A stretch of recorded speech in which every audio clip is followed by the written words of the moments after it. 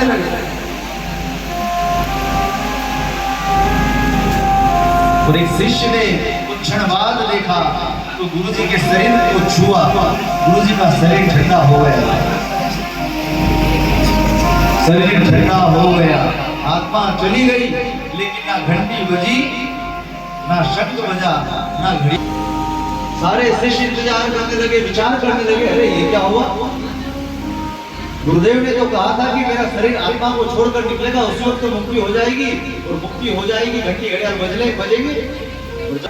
लेकिन गुरुजी का शरीर ठंडा हो गया, गुरुजी चले गए, लेकिन इनकी मुक्ति नहीं हुई, ना शंख बजा, ना घड़ियाल घंटी बजी। तो उन्हीं पहुंचे हुए गुरु का एक पहुंचा हुआ शिष्य था।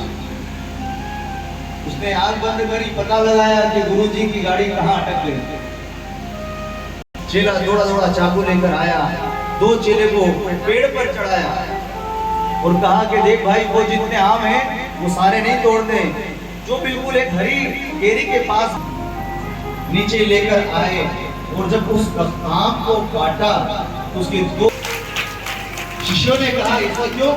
बोले गुरुजी को हमने जब नीचे लेकर आए तो गुरुजी की आसक्ति उस आम के फल में हो गई थी कि जा तो रहा हो, अगर ये आम मुझे मिल जाता तो कितना अच्छा होगा। अंतिम समय में आम खाने का मन हो गया तो मर गए, तो आम के अंदर ही कीड़ा बनकर बैठ गए। जैसे ही उतारा आम और काटा, हवा का स्पर्श हुआ, कीड़ा मर गया, गुरुजी की मुक्ति हो गई। वो कीड़ा और कोई नहीं, वो गुरुजी थे।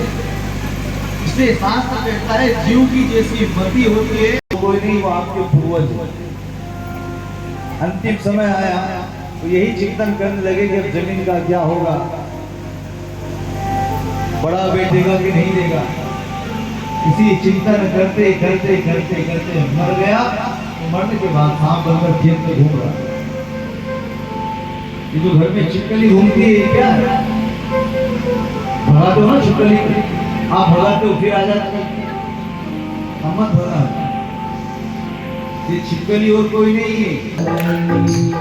तेरे कारण ही मेरी गहराई,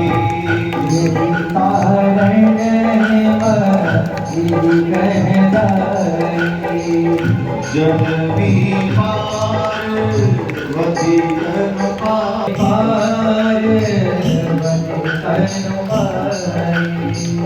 वही सती मैया भीमराज हिमालय राजा के यहाँ पर पार्वती के रूप में प्रकट हो गई। बोलिए पार्वती मात की जय हो।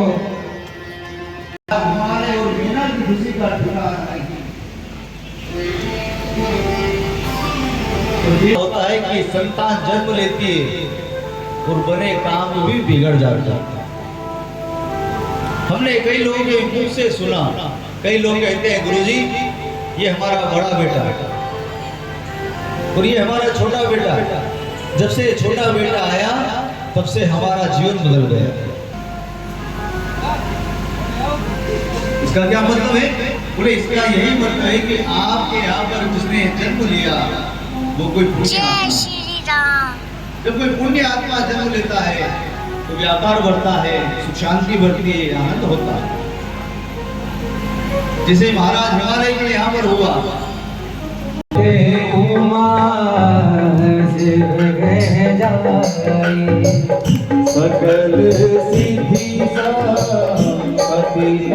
सकल सिद्धि संपत्ति कहाँ है? ये कोई साधारण नहीं है, साक्षात उमा अंबिका भवानी। सिद्धि बढ़ने लगी, आविर्भाव बढ़ने लगा, धीरे धीरे समय बीता, नामकरण हुआ और नारद जी का आगमन हुआ। घर में संत का आगमन हो तो समझ लेना कि हमारा परम सौभाग्य। अच्छा एक बात बताओ,